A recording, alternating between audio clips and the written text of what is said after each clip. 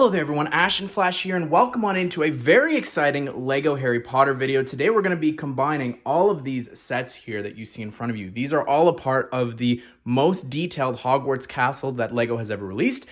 This is a part of a new series that they started last year in 2024, and it's continued into the summer 2025, and we're going to continue probably to get this in the future for the coming years, because there's a lot that the main tower sets up. So let's go ahead and talk about each of the sets really quickly to talk about the total of everything's worth. Over here we have the boathouse. This is worth $38.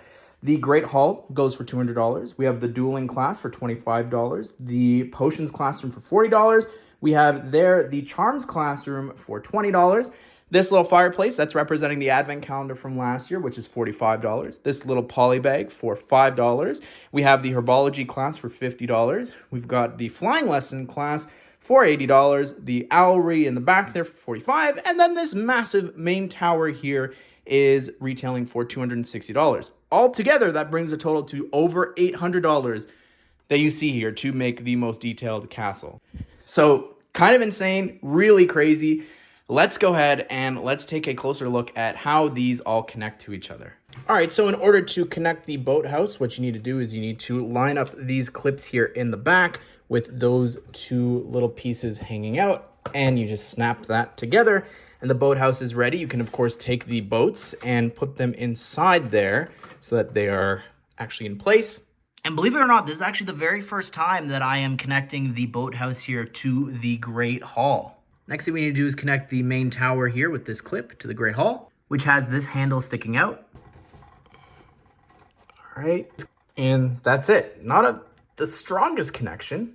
You can see it even leaves this unsavory gap there, but I do like how that looks, how that is right up against the whole courtyard here. So you're able to step from the courtyard onto this side balcony walkway here, which looks pretty good.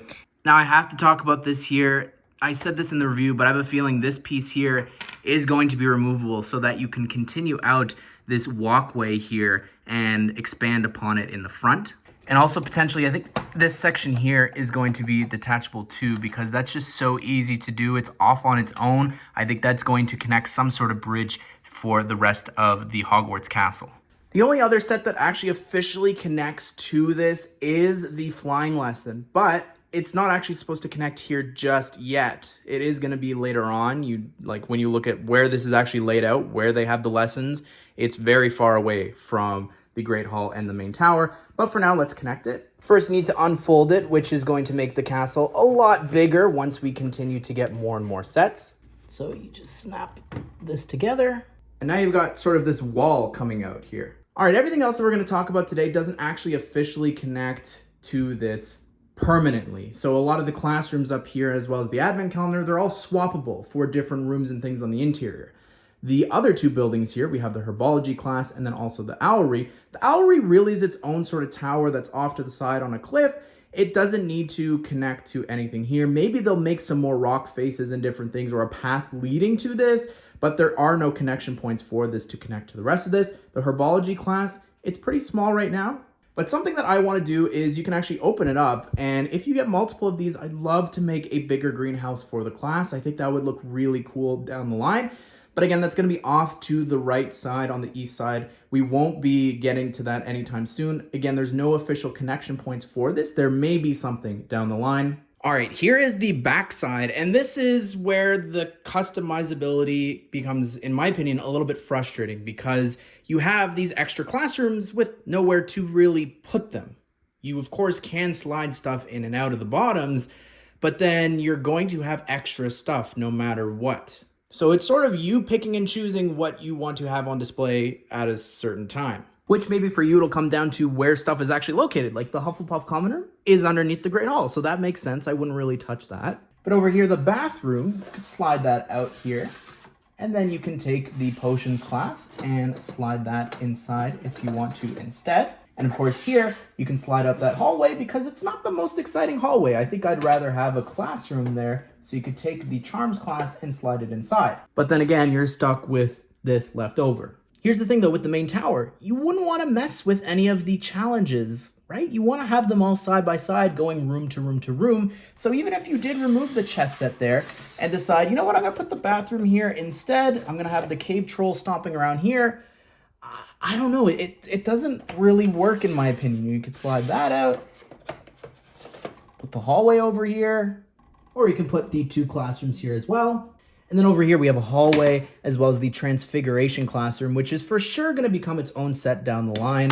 But if you want, you could take the Charms classroom here and actually slide it into the top floor here. I guess you could put the winged keys down there as well, tying into the whole flying on the broom thing. But that doesn't really work. Like, these are specifically clearly designed to be for this section, and same with the stuff for the main tower. And look, when it comes to the Great Hall, I'm not going to do it again, but if you want to, you could see that the dueling class can actually go inside there. You'd have to remove all the tables, as well as, again, the advent calendar from last year was also meant to decorate the Great Hall. So if you want, I'll link both those videos here at the end. Well, there you have it, everyone. That is combining all of the 2024 and 2025 Hogwarts Castle sets, the most detailed ones we've gotten yet. Really crazy to see it all together here. And I've tried my best to just make sure that I'm not duplicating any of the minifigures and characters that appear in the different sets so that they're all appearing here one at a time.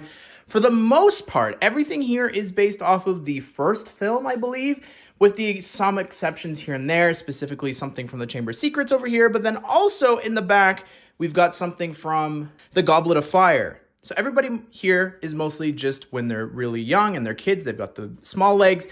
All right, so using the Hogwarts Castle set, which is a phenomenal set, one of my favorites of all time, using that as a sense of scale, everything here we don't have yet.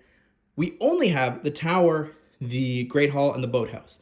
And I guess now the herbology class and the courtyard wall or whatever for the flying classroom, but that's it. So we have a really long way to go.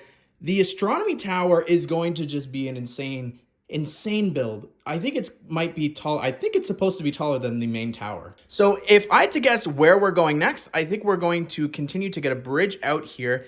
And then because of this all mostly being based off of the Philosopher's Stone or the Sorcerer's Stone, I think it's going to be Chamber of Secrets based. And we'll get the Chamber of Secrets as the main named building next year. And it's going to be underneath just some basic courtyard or whatever it is. It's not going to be the most exciting thing. The other reason I think we're going to be getting that is because of Lockhart, and I have a feeling that if we have to expand Diagon Alley as well, which is going to be a separate video combining those, I think it's going to be Flourish and Blots. It was also featured on a sign this year for the Quality Quidditch Supply Store, so we'll have to wait and see. Also, if you look at the ghosts, each of the big Hogwarts expansions have come with a new ghost. I have a feeling next year is going to be Moaning Myrtle, if I had to guess, again, because of the Chamber of Secrets. And while it may not be a part of the most detailed Hogwarts Castle collection, Hagrid's hut is fully enclosed 360, came out at the same time with those portraits and everything. So if you want to combine it, it doesn't connect to anything. It's sort of, I guess, like the Owlery, where it's on the grounds of Hogwarts, but it's just not able to connect to anything. You can and probably should include that too.